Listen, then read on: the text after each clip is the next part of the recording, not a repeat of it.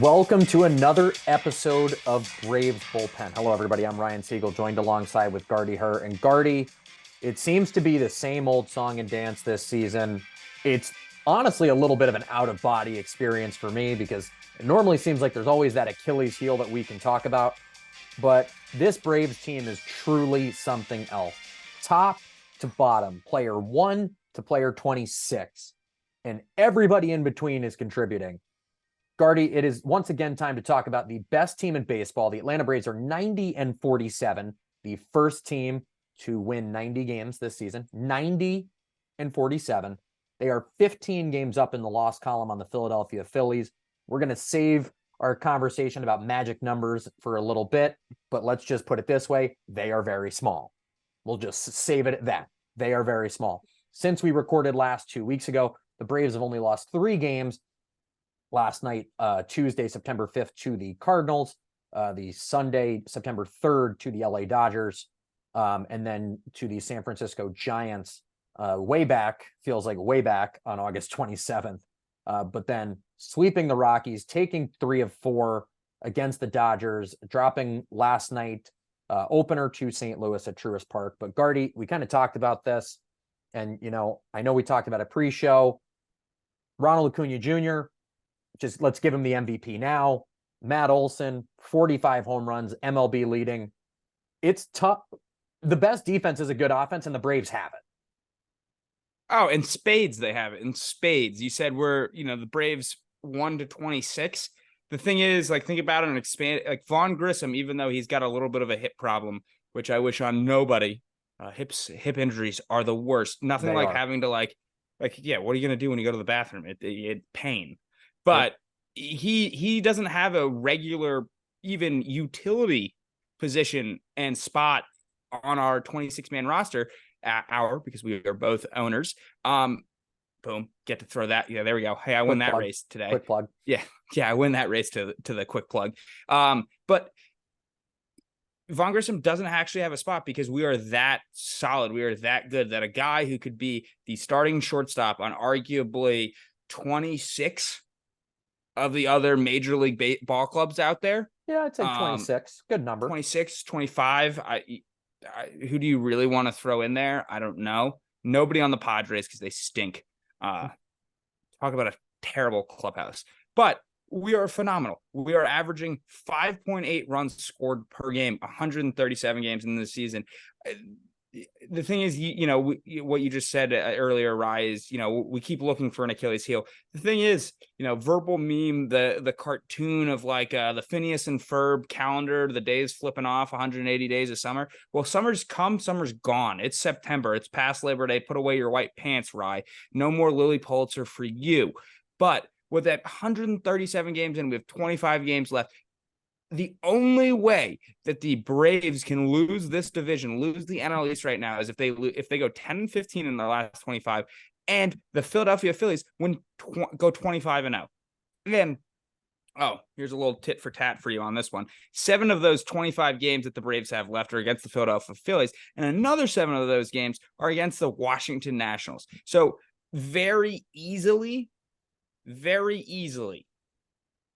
race to Nifty, the race to the NL East could be done, in 5 days' time.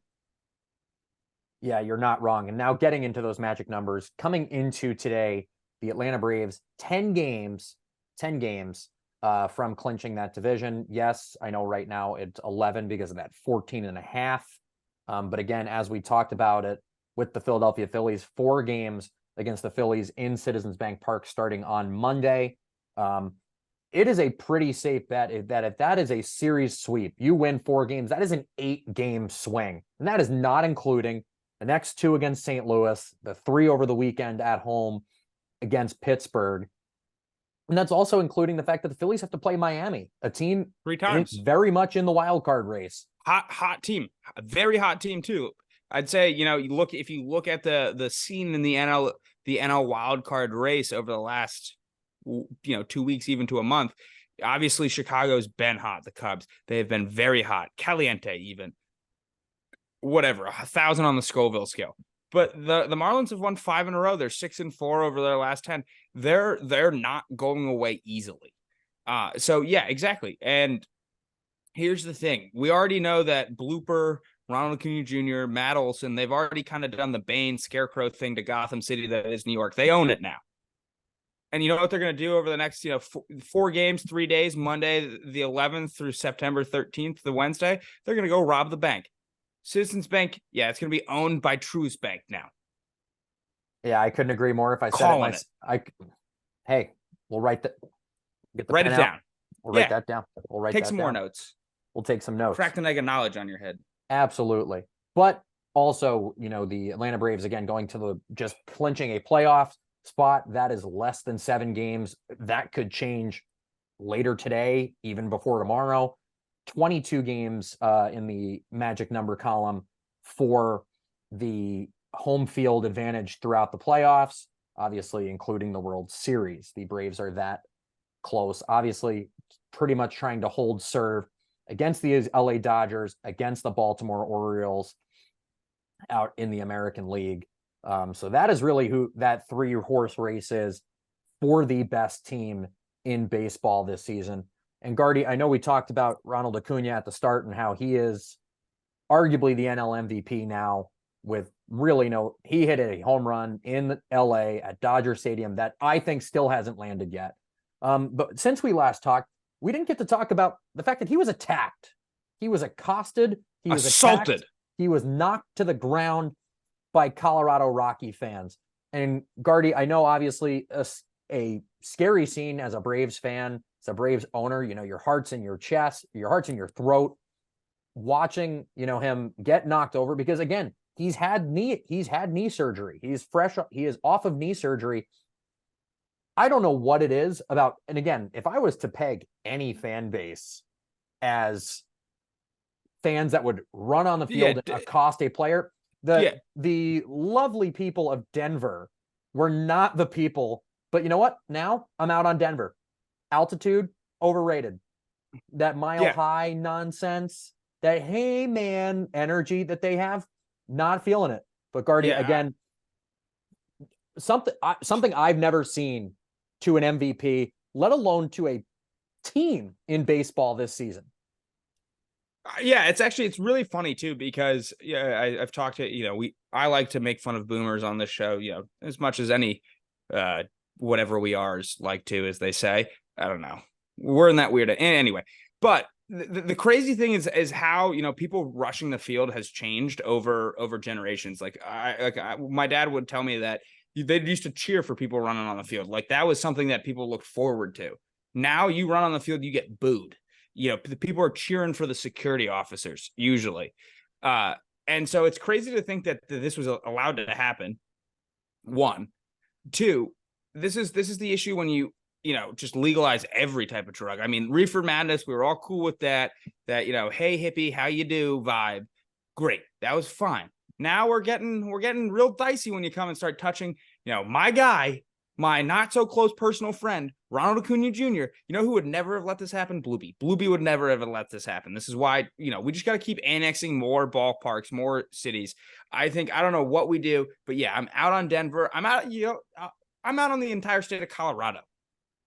Wow. Done. Axed. 49 states. Rip it off the flag. They're done. Honestly, I'd even give DC that star, and that's saying something. But yeah I mean, so okay, we got that, whatever. But right, we could be sitting here knowing we're going to be playing in the playoffs as late as tonight.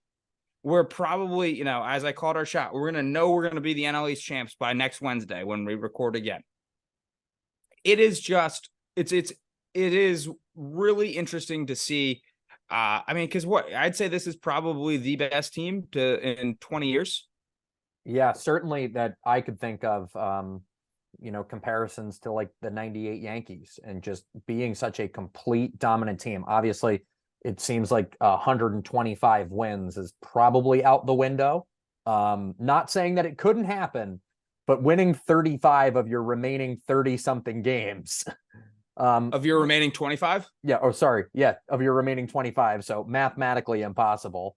Math has been really hard for both of us today. Very bad. But there is one piece of math that is good news. And that is Kyle Wright's stat line in Gwinnett. Kyle Wright with his third start down for the Stripers through 3 2/3, 1 hit, 2 walks, 7 strikeouts in 50 pitches. 29 of those pitches were strikes. And I know, Gardie, we debated this pre-show and, reading through Braves blogs and Twitter and all of that stuff, realizing that, like, his control was suspect. Gardie, I think you said it best. How many pitches had to have been missed for 7 strikeouts? 21. 7 21. times 3. Got that. Boom. 21. So 21 of those 29 strikes led to 7 strikeouts in just under 4 innings. Gardie, again, I know we're getting close to time, but a dominant performance. And it looks like, again, it's just another arm in the arsenal. Yeah, exactly. And that's the thing. I know I said this to you pre-show, and that's why I don't care, and I don't want to hear any of this ballyhoo about control. He hasn't pitched in a very long time. He's coming back from a serious injury. You have 90 wins. You're about to probably clinch, knowing you're going to play in the playoffs by September, the end of business, September 6th. Why are we rushing him? And ballyhoo about control. First of all, like, it doesn't matter. I mean, Greg Maddux, the reason, that's why you never hire him to paint your house, because all he does is paint corners. He was, known for getting guys to swing on stuff that looked like it was in the zone and then wasn't in the zone. And depending on, okay, it's AAA, sure, but also it's a AAA catcher. Maybe if you had a major league catcher, he would have framed it so it would look better, so they would have been in the zone. Plus, you're using AAA umpires. That's a whole nother thing. But still, 7 strikeouts, 2 2/3. 50 pitches, and it's AAA. It's not like we're talking like he's in Rome or something. He's a good night. He's a striper.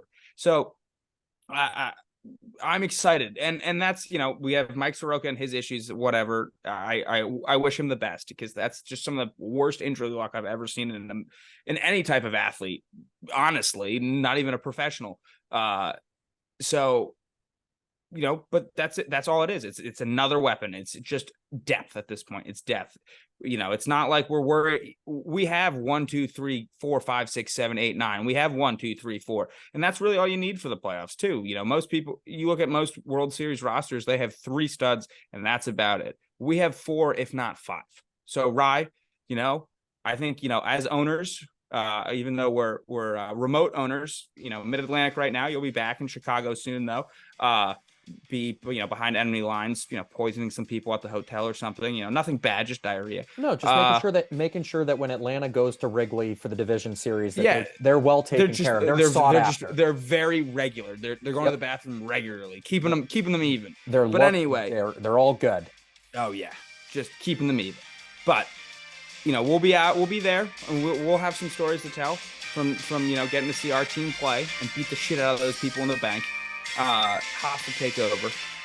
But because we are a fan show and an owner show, so if you're an owner, if you're a fan, you got a story at Truist Park, you got one on the road like we're gonna have.